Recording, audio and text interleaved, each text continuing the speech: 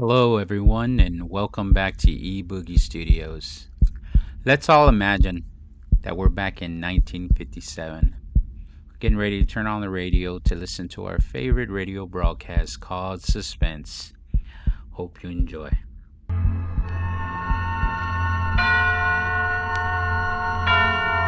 Suspense. And the producer of radio's outstanding theater of thrills, the master of mystery and adventure, William N. Robeson. Each year, thousands of short stories roll out from a multitude of typewriters and march across the pages of our magazines toward well-deserved oblivion. Few are memorable, fewer still are classics. They pass the time and are forgotten even before the paper in which they are written is reduced to black ash. But occasionally, a story is written that is a true classic, an unforgettable tale. Listen to such a one now, as Joseph Cotton stars in Ambrose Bierce's weird and wonderful story of the Civil War, An Occurrence at Owl Creek Bridge, which begins in exactly 1 minute. Another visit with Joe and Daphne Forsythe. Joe? Joe? Joe, stop reading that paper and talk to me. I'm listening. Go ahead. Well, I was talking to Mrs. Snyder today. You know, she's the one whose boy had 31% less cavities. Uh-huh. Well, she thinks that we should buy bigger savings bonds. Uh-huh. She says that when people can afford it, it makes more sense. Oh, she says there are a lot of different denominations. They start at $25, but then there are 50, 100, 200, and even $500 bonds. Is that so? A purchasing price? Uh-huh. I thought so. Joe, what did I say? You said that United States savings bonds are a safe, easy way of investing. I did. That they help guard our country's freedom. And They're the best investment in America's future. I said something else, too. Oh, yeah. You said that the total accumulated compounded semi-annual interest of the Series E savings bond will amount to 93 1/3% of the original purchase price. Well, now, how did you do that? Husband's trade secret. And now, Occurrence at Owl Creek Bridge, starring Mr. Joseph Cotton. A tale well calculated to keep you in suspense.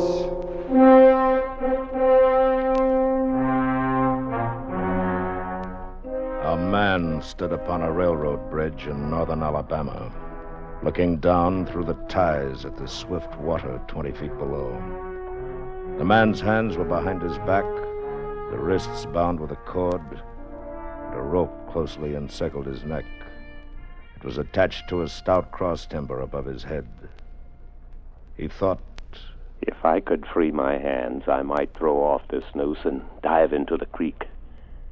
If I swam underwater, I would be safe from their bullets.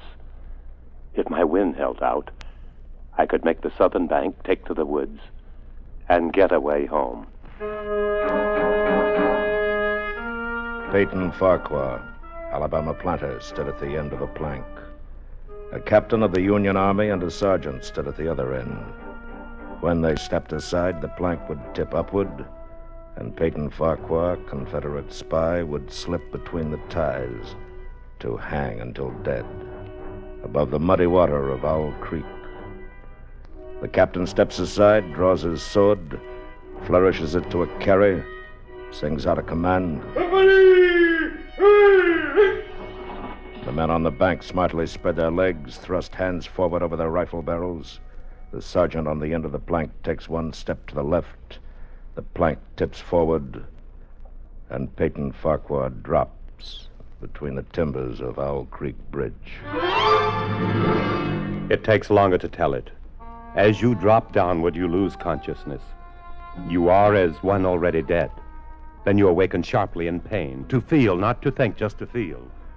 The cutting pressure on your throat, the agonies of pulsating fire shooting from your neck downward. To feel the fullness, the congestion, the head bursting with suffocation.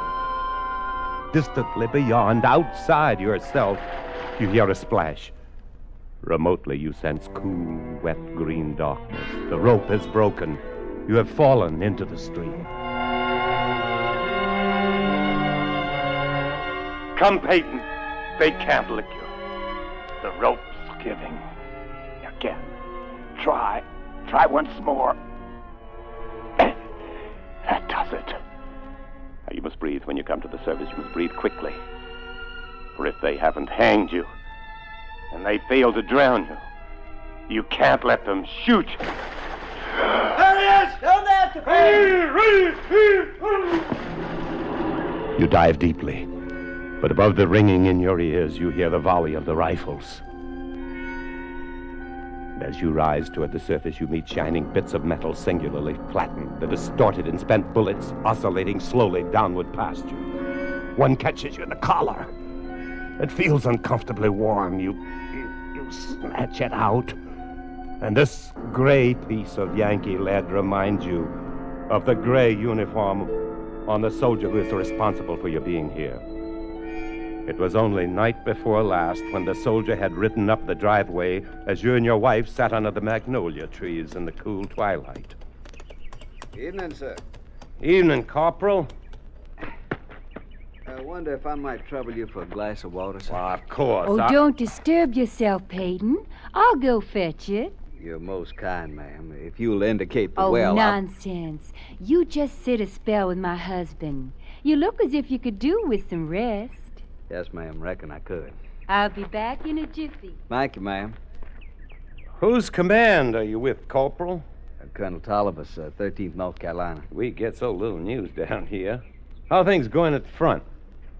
Not good, sir. Damn Yankees are getting ready for another advance. They're repairing the railroad. They got it in shape almost to Owl Creek Bridge.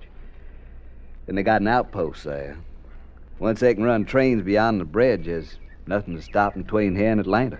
Then why hasn't the bridge been destroyed? Military couldn't get near it. Civilian might. Owl Creek Bridge. Well, that's not far from here, is it? Less than 20 miles. You say they have an outpost there? Which side? T'other side. There's nothing on this side but a couple of pickets half-mile out on the railroad and a single sentinel at this end of the bridge. And this bridge is important. Sure is.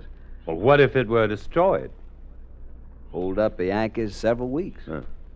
Now, suppose a man, a civilian like myself, should elude the picket posts and get the better of that sentinel. What could he accomplish? Well, I was there a week ago, just before we had to pull out. There's a heap of driftwood come down last winter's flood. It's caught on the trestle at this end. Looked mighty dry and tendery to me. I see. Fellow with enough gumption might get through and set fire to it. Ought to burn like tow. Yeah, it should. Here's your water, Corporal. Right out of the spring house. Oh, thank you kindly, ma'am. My, that's cool and nice. Well, I reckon I better hit the leather. I got a lot of riding ahead of me tonight. Well, good luck to you, Corporal, and thank you for your information. You'd be taking a chance, sir, but you couldn't do a greater service for your country. I'll remember that, Corporal. Bye, ma'am. Bye, sir, and many thanks.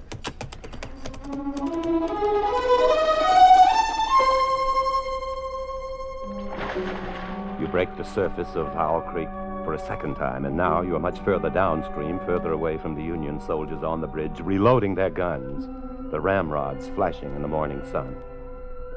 Then something seems to grab you. You're whirled round and round, spinning like a waterlogged top. You're caught in a vortex, a whirlpool. The water, the banks, the distant bridge, the soldiers become indistinct blurs. And you're helpless. You feel dizzy and sick to your stomach, just as you felt last night when you crept up the bank toward the lone sentinel at the south end of the bridge and discovered that the sentinel was not alone. There he is, boys! Grab him! Got him, Sergeant! Well, Mr. Peyton Farquhar, we've been expecting you. How did you know mine? That ways. Well, look here, I'm a civilian. I was Now, just... save your breath. Thank your maker we didn't shoot you in the back. We don't do things like that up north. You'll get a trial, everything fair and square. All right, bring him along, man. Here he is, Captain, right on schedule. Good work, Sergeant. This the man, Lieutenant? That's him. Why, you were the corporal who stopped at my plantation last night. That's right, Mr. Farquhar, but not of the 13th North Carolina Volunteers. Mr. Farquhar, this is Lieutenant Saltonstall, Intelligence Officer, 5th Massachusetts Regulars. You've trapped me. You've deliberately led me into a trap. I'm a civilian, a planter. And also a Southern patriot caught in the act of sabotage. You can't prove it. We don't have to. But why have you done this? Why have you deliberately trapped me?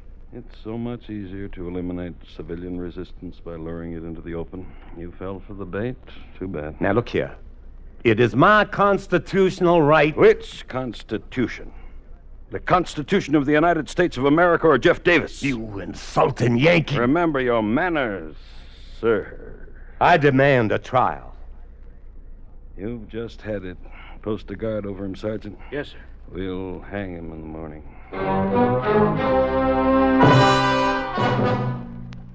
In a moment, we continue with the second act of Suspense. In what form can an act of military heroism be acknowledged? In one example, the form is a rectangular blue ribbon set in a gold-colored metal frame of laurel leaves, worn centered over the right breast pocket of the uniform. A bronze oak leaf cluster may be affixed to the ribbon for each subsequent award of the same decoration. This is the emblem of the Distinguished Unit Citation, awarded to units of our armed forces and those of our allies for extraordinary heroism in action against an armed enemy. One of America's newer military decorations, it is designated to recognize activity on or after December 7th, 1941. The Distinguished Unit Campaign streamer is blue, with the name of the cited action embroidered in white. To be eligible for this citation, the degree of heroism required is the same as that which, in an individual, would warrant the presentation of our second highest award for valor, the Distinguished Service Cross. The Distinguished Unit emblem may be worn permanently by all those involved in the cited action, but for those individuals joining the unit later, the emblem may be worn only for the duration of their assignment. Both as individuals and as members of military units, America's servicemen have proved themselves worthy of medals and worthy of admiration by their countrymen. And now, starring Joseph Cotton, Act Two of Occurrence at Owl Creek Bridge. But they didn't hang you. The rope broke and the whirlpool carried you away, and now you realize that the whirling has stopped. You open your eyes. You're lying on the southern bank of the stream, out of sight of your enemies. Safe. You leap to your feet and run into the woods south towards home. It's nearly noon now, and for half an hour you've been plunging through a swamp waist-deep in green ooze. Your neck hurts constantly, your head throbs, and your tongue is thick. Gnats swarm before your eyes, catching your eyelids. Mosquitoes buzz in your ears, drill deep in your hands and swollen neck. You can't go any longer. You slow down, you stop. You reach toward a palmetto root for support, and it slithers from your grasp and slides softly into the water. Water moccasin. Fear finds you at last. Terror, which stood aloof when you fled the executioner's bullets, now embraces you with clammy unction. A water moccasin. Now each branch and root seems to writhe under your glance. The swamp is undulating with certain death. You plunge on through the dark, stinking ooze, on and on, tripping, stumbling, never stopping. For terror rides your back, flogging you with the whiplash of fear.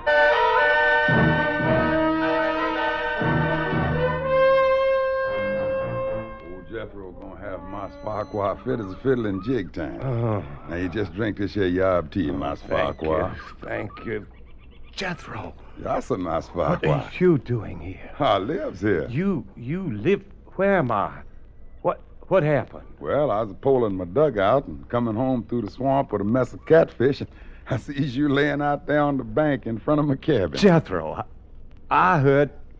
I thought you were dead. Who, me? Dead? Of course you thought Jethro was dead. You knew he had consumption when you sold him. You knew he couldn't last long and he wasn't earning his keep. His wife and his daughter had carried on some at first, but after a while they calmed down. And last you heard of Jethro, he was dead. You thought I was dead, Mas Farquhar. What's that? Don't you know what done happened to me? I'm free. I'm free at last. Yes, sir, I'm free. And I expect pretty soon my woman and my little girl gonna come along and join me. How is they, Mas Farquhar? Is they well? Yes, indeed. They're both fine. Oh, I'm sure glad to hear Jethro, I don't know how to say this, but I really was sorry about having to sell you. But there wasn't anything else I could do. I understand, Mas Farquhar, and don't you pay it no mind. I done forgive you long time ago. You have? Well, sure. Don't the Lord tell us to forgive those who trespass against us? And don't the Lord promise us we shall be free? Don't you worry none about it, Mas Farquhar. Hey, here now. Quiet there, Spot. Quiet, chigger. They must have heard a razor back in the brush. No, ain't no horse. Look, Mas Farquhar, there's a horse coming down the back road. Why, I swear it's a soldier. One of our soldiers. Corporal look like. Jethro, you've got to hide me. How come I gotta hide you, Mas Farquhar? Don't ask so many questions, you insolent. Mas Farquhar, you forgets. I'm free now. Well, then, just as an old friend of mine, please, just hide me. Don't tell that soldier anything. Well, sure. I reckon I can do that for an old friend, Mas Farquhar. Yeah. Here, you get on under this bed here now. Put the covers over the side. Have you come this far just to be turned in by a wool-gathering black who talks crazy? Hey there, If Uncle. Jethro knew this gray-clad corporal was really a Union lieutenant, he'd guarantee his freedom by turning you in. Unless, of course, he's planning to dispose of you himself. Yes. That's it. No, sir. He's going to do you in himself. If you run into this, Farquhar, don't tell him I was looking for him. Yes, sir. I remember not telling. Just keep minding your own business, Uncle. You'll live longer. Yeah. Y'all can come on out now, Mas Farquhar. I declare I don't understand none of this. You says not to tell him you're here, and he says not to tell you he's been here. Now, what's this all about, Mas Farquhar? Oh, it's nothing, Jethro, nothing. I owe the man some money, and I'm not ready to pay it yet. Oh, I see. Well, I wouldn't know nothing about that. Money's something never bothered me like it do most. Money and me's always been strange. Jethro, what are you going to do with that knife? What? Oh, I was just fixing to slit up some of them catfish I got in the dugout. Looked like you could do with a little food, Mas Farquhar. Oh, no, thank you, Jethro. I want to get home by sundown. If you'll just tell me which way I should go. Well, I don't rightly know, Mas Farquhar. I reckon from the way the sun's reclining, it'd be down the road that way. Yes, that should be about right. I ain't never been back, you know. Ain't never tried to go back since I've been free. Yes, yeah, I know. I reckon it won't be long till my woman and my little one comes here to me. Of course. If you get back, Mas Farquhar, if you sees them, you tell them I'm here waiting for them. Yes, I'll do that, Jethro. I'll do that.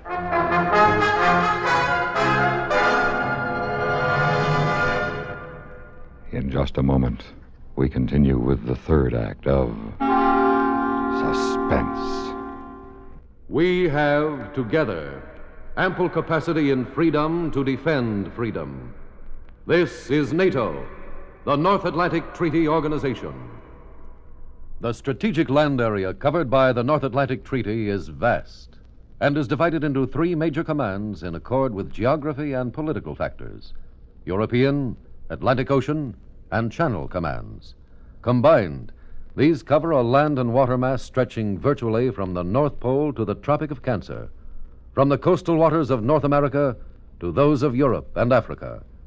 The United States of America is a part of NATO.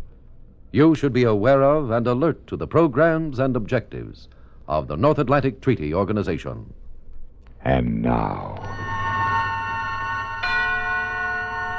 starring Joseph Cotton, Act 3 of Occurrence at Owl Creek Bridge.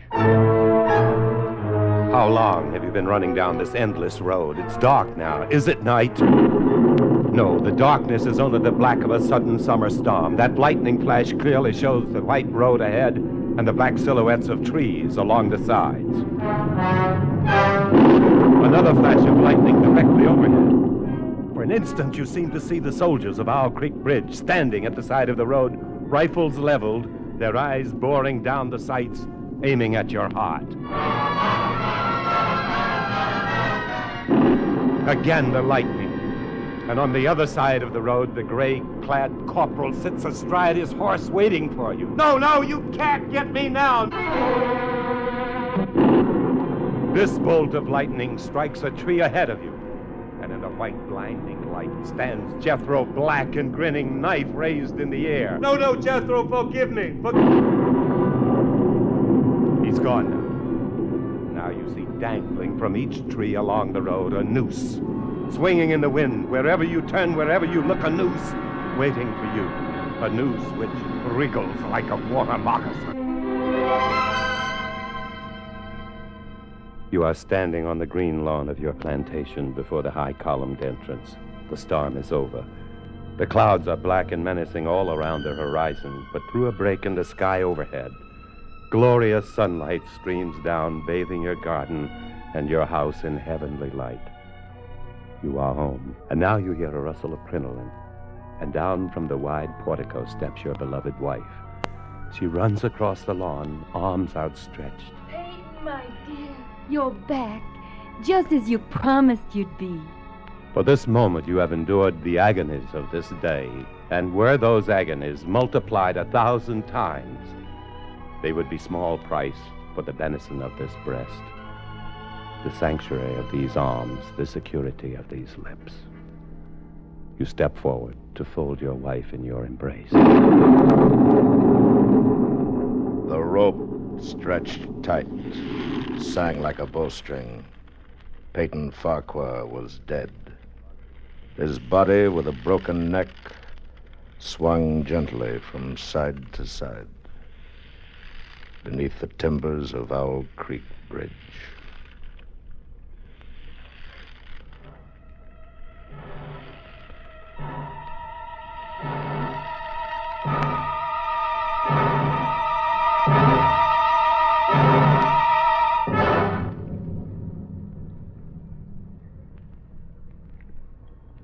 Suspense, in which Joseph Cotton starred in William N. Robeson's production of Occurrence at Owl Creek Bridge, adapted by Mr. Robeson from a short story by Ambrose Bierce. Supporting Mr. Cotton in Occurrence at Owl Creek Bridge were Alan Morgan, William Conrad, Harry Bartell, Lou Merrill, Jack Crucian, and Roy Glenn. Listen. Listen again next week when we return with the youngest guest star in the history of suspense, 7-year-old Evelyn Rudy in Dog Star, another tale well calculated to keep you in suspense.